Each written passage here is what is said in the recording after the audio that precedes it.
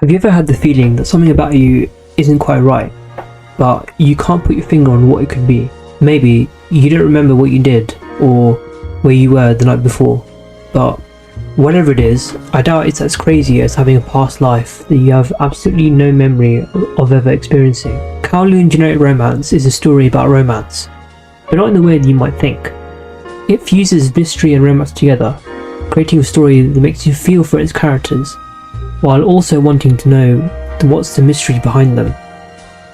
Life in the city of Kowloon is just like any other.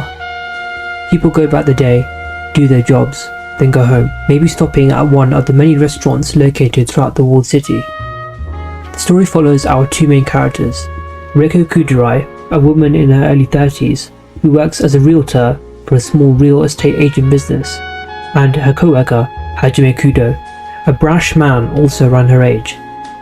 Together, these two are the only employees for the real estate agent business, and as a result of this, they spend a lot of time together, often eating at the same restaurant every day, smoking together, and of course, working together, either in the office or in a tenant's house.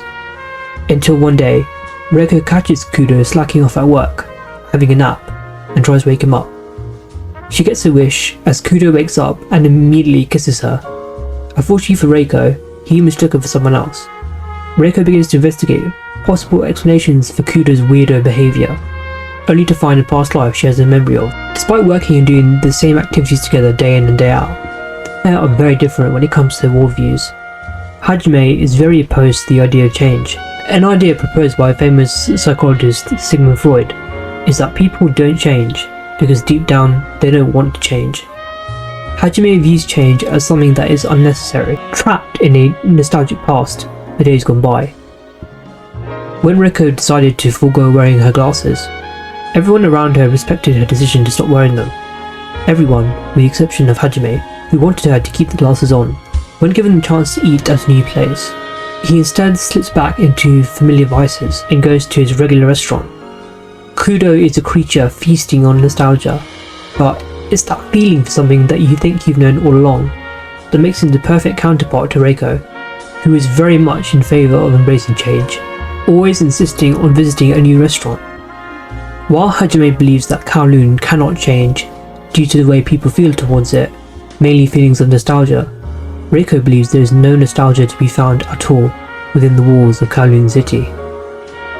The side cast perfectly complements Reiko and Hajime's views as well. In the second episode, we're introduced to Yame, a woman who has thrown away her past, and visually represents this by getting plastic surgery work done all over her entire body.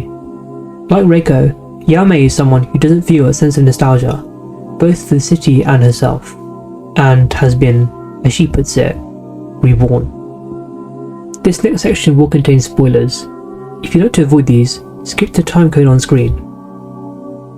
The reveal that Reiko Kudurai has been living someone else's life the entire time is a great twist, made even better by the fact that it's her own life that she can now no longer remember.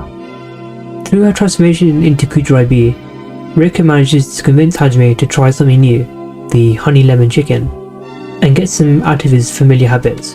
Kudurai B also creates an interesting situation between Reiko and Kudo. Kudurai B makes Kudo feel nostalgia for his past, yet for Reiko, Kudurai B is entirely new, as she has no memories of these experiences before. Yet when Kudo becomes angry at Reiko, imitating his lost love, she also changes back to her old self.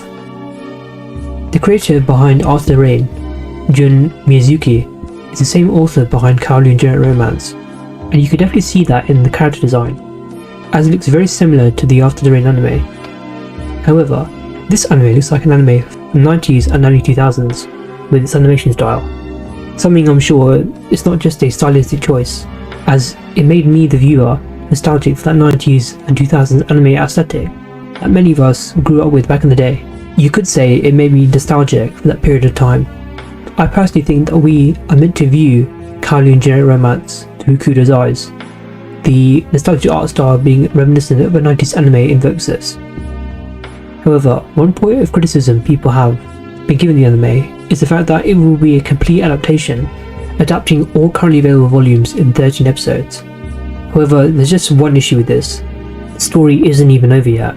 so we may be looking at an anime original ending that hopefully won't suck ass. Kowloon Generic Romance is one of my favourite anime areas this season. It lures you in with a stench of romance anime, only to hit you with a generally mindfuck sci-fi plot lying under its hood. Its two main characters are both so much fun to watch. The character design is great, and the art style is very nostalgic. Give this one a shot if you haven't yet. You will not regret it. If you like the video, don't forget to smash the like button, as it really helps me and it helps the channel out. Or if you dislike the video, hit the dislike button. Thank you once again for making it to the end of the video, and I'll see you again in my next video. Bye bye.